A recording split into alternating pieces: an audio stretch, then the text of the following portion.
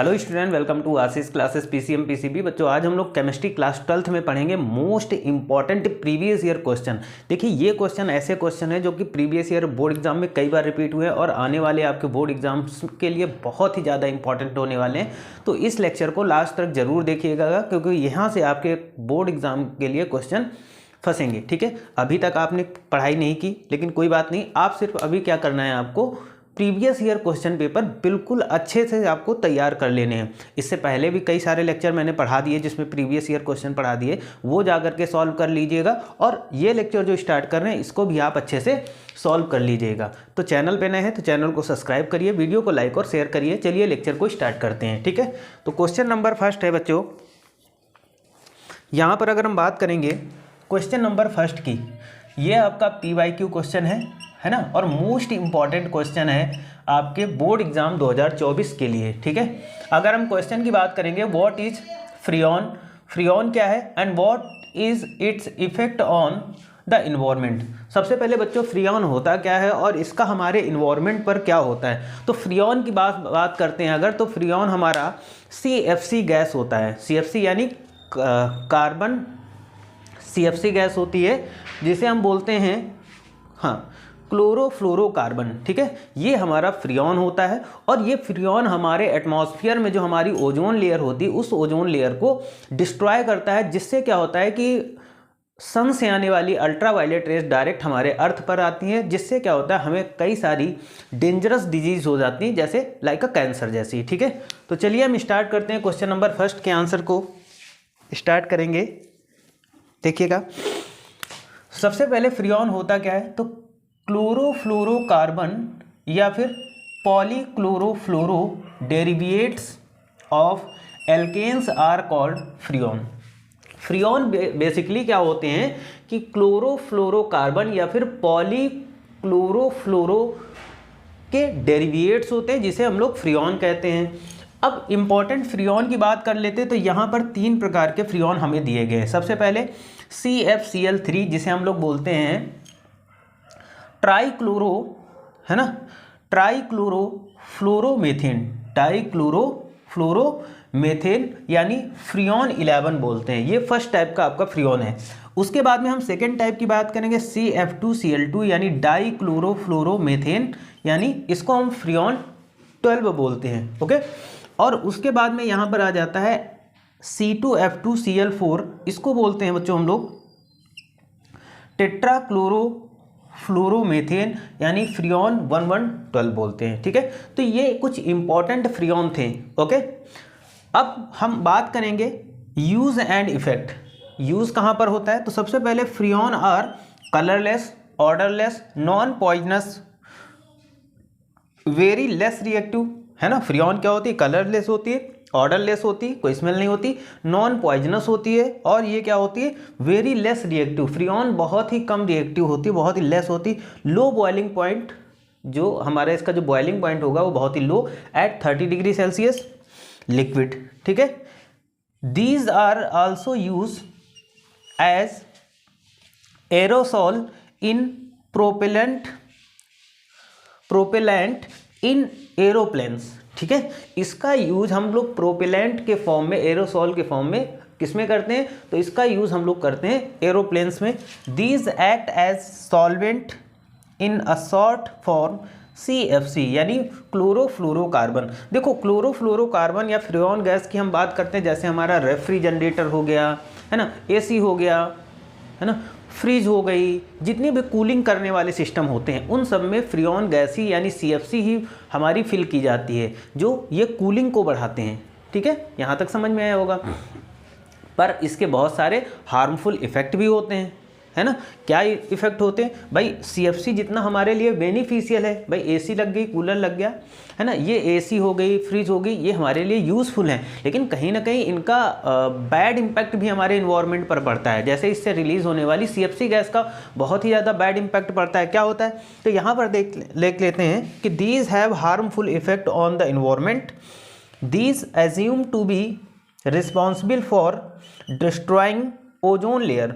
अच्छा ये देखो CFC गैस जो निकलती है ना, एसी में जो यूज़ करी जाती है, एसी के साथ साथ अगर हम बात करें कि आपका फ्रिज वगैरह होता है, जितनी भी कूलिंग करने वाली चीज़ें होती हैं उन सब में ये फ्रेऑन यूज़ की जाती है। अब इसके इन्वायरमेंट पे हमारे हार्मफुल इफेक्ट क्या होते हैं बच्चों, तो इन्वायरमेंट पर बहुत ही ज़्यादा इसके हार्मफुल इफेक्ट देखने को मिलते हैं, क्योंकि निकलने वाली ये CFC जो गैस होती है ये डायरेक्ट कहाँ जाती है, हमारे एटमॉस्फेयर में जाती है, और एटमॉस्फेयर में जो हमारी ओजोन लेयर होती है उस ओजोन लेयर को ये डिस्ट्रॉय कर देते हैं, जिससे आप लोगों ने सुना होगा कि ओजोन लेयर का होल बहुत बड़ा हो रहा है, मतलब ओजोन लेयर धीरे धीरे डिस्ट्रॉय हो रही है। अब ओजोन लेयर डिस्ट्रॉय होती है तो उससे क्या होता है कि जो अल्ट्रा वायलेट रेज होती हैं, जो सन से आने वाली अल्ट्रा वायलेट रेज वो डायरेक्ट अर्थ पर आ रही हैं। अब वो अर्थ पर आने के बाद में बहुत सारी डेंजरस डिजीज़ कर रही हैं, जैसे अगर स्किन पे पड़ जाती है तो स्किन कैंसर वगैरह करती हैं, है ना। तो कोई भी चीज़ अगर हमारे एनवायरनमेंट में होती है, अगर उसके गुड इम्पैक्ट है तो उसका कहीं ना कहीं बैड इम्पैक्ट भी हमको देखने को मिलता है। तो CFC गैस के बहुत सारे बेनिफिट भी हैं और बहुत सारे उसके लॉसेस भी हैं, इफेक्ट इन्वायरमेंट पर इफेक्ट, जैसा आप जानते हो, है ना। तो इम्पॉर्टेंट क्वेश्चन है बच्चों, ये क्वेश्चन बहुत इंपॉर्टेंट है, इसको आप नोट जरूर कर लीजिएगा। बस आपको इतना ही लिखना है, ज़्यादा आपको नहीं लिखना है, आपके बोर्ड एग्जाम्स के लिए ये इतना बहुत काफ़ी है, ठीक है। तो इम्पॉर्टेंट क्वेश्चन है, इस क्वेश्चन को कॉपी में नोट जरूर कर लीजिएगा, ठीक है। उसके बाद में हम बात करेंगे क्वेश्चन नंबर 2 की बात करेंगे बच्चों। यहाँ पर जो क्वेश्चन नंबर 2 है, right the chemical equation for the laboratory method for preparation of chlorobenzene and chemical properties, ठीक है। अब लेबोरेटरी मेथड हम केमिकल क्लोरोबेंजीन का बताएंगे पहले कि लैब में क्लोरोबेंजीन कैसे बनाई जाती है, और क्लोरोबेंजीन बनाने के बाद में उसकी हम केमिकल प्रॉपर्टीज़ के बारे में डिस्कस करेंगे। तो सबसे पहले मेथड्स ऑफ प्रिपरेशन की बात कर लेते हैं। तो how can we prepare the chlorobenzene in the lab. So in this reaction we will learn how to prepare in the lab chlorobenzene. सो देखते हैं यहाँ पर क्लोरोबेंजीन कैसे बनाते हैं लैब में। तो देखो क्लोरोबेंजीन बनाने के लिए हम लोग क्या करते हैं कि जो बेंजीन होती है उस बेंजीन की यहाँ पर FeCl3 की प्रेजेंस में, है ना। FeCl3 क्या है, ये हैलोजन कैरियर होता है, ठीक है। तो हैलोजन कैरियर की प्रेजेंस में क्या होता है कि बेंजीन की रिएक्शन क्लोरीन के साथ कराई जाती है, ठीक।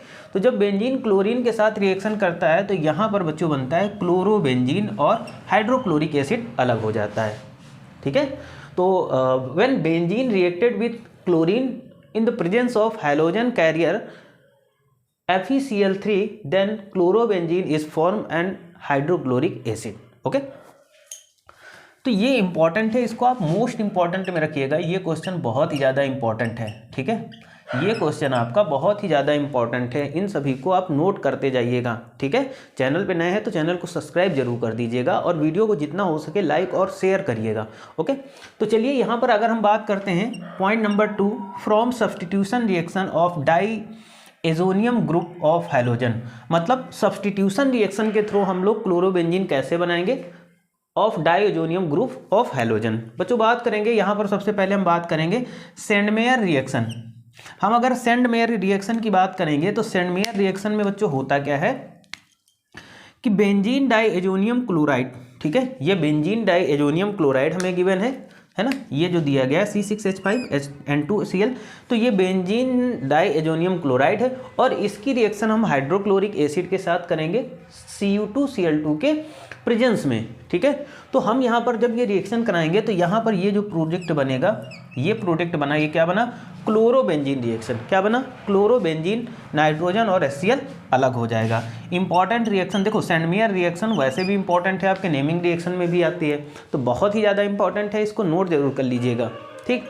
उसके बाद में हम बात करेंगे गाटरमैन रिएक्शन। तो गाटरमैन रिएक्शन भी आपकी मोस्ट इंपॉर्टेंट है ना, इंपॉर्टेंट, वो भी कैसी, मोस्ट वाली, और वेरी वेरी में रखिएगा, ठीक है।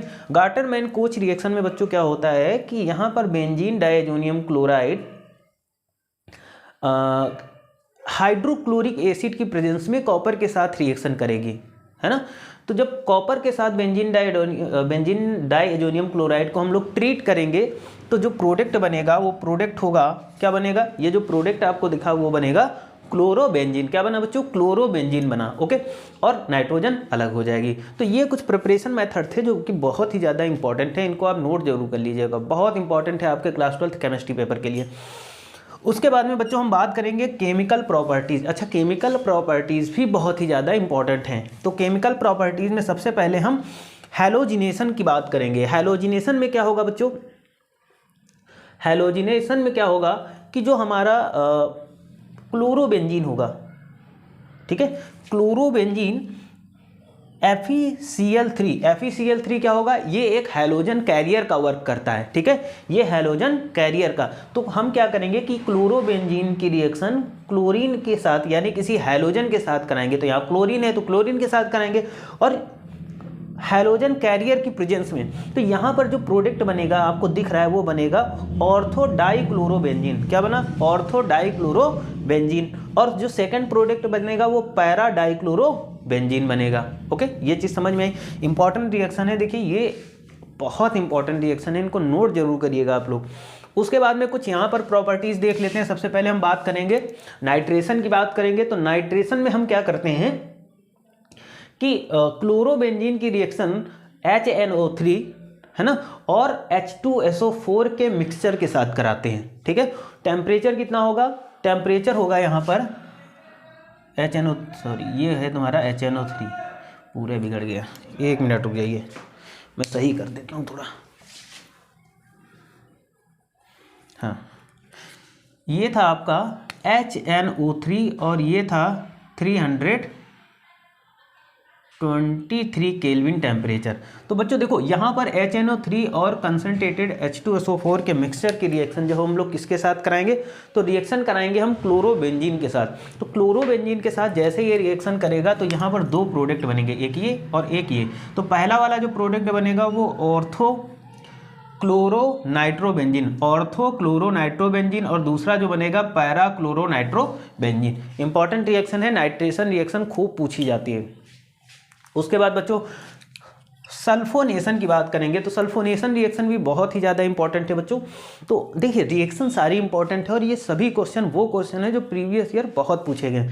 तो देखो सल्फोनेशन की बात करेंगे तो सल्फोनेशन में क्या होगा बच्चों, इसमें जो क्लोरोबेंजीन होगा उसको हम सल्फ्यूरिक एसिड के साथ में हीट करेंगे, है ना। When chlorobenzene is heated with sulphuric acid then the product is form, the first product is orthochlorobenzene sulfonic acid.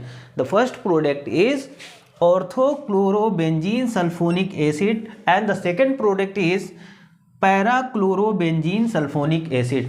The second product is parachlorobenzene sulfonic acid. So this reaction is very important for your board exam 24. Okay, next reaction आती है बच्चों reaction with ammonia.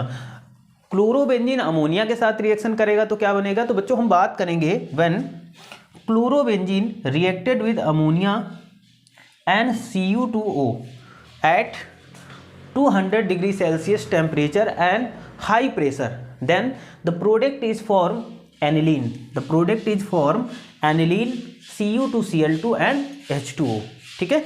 तो बच्चों यहाँ पर chlorobenzene अगर ammonia के साथ रिएक्शन करेगा तो क्या बनाएगा, यहाँ पर एनिलीन बनेगा। ये सभी रिएक्शन आपके लिए मोस्ट इंपॉर्टेंट है बच्चों, इनको आप नोट जरूर कर लीजिएगा। ये सारी रिएक्शन बहुत ही ज़्यादा इंपॉर्टेंट है, ठीक है। तो इन क्वेश्चन को आप नोट कर लीजिए और नोट करने के बाद में इनको नोट कर लीजिए अच्छे से और फिर इसको 2, 3, 4 बार खूब रिवाइज करिए लिख लिख करके।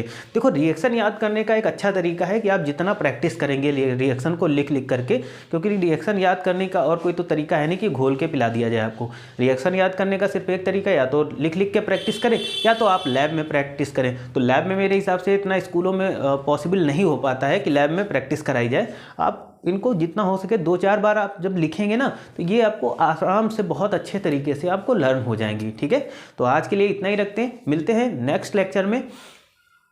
चैनल पर नए हैं तो चैनल को सब्सक्राइब करिए, वीडियो को जितना हो सके लाइक करिए और शेयर करिए, अपने दोस्तों के पास शेयर करिए और चैनल पर सब्सक्राइब करना मत भूलें और बेल आइकन को प्रेस करके रखिए जिससे हर एक नोटिफिकेशन आपके पास पहुँचे।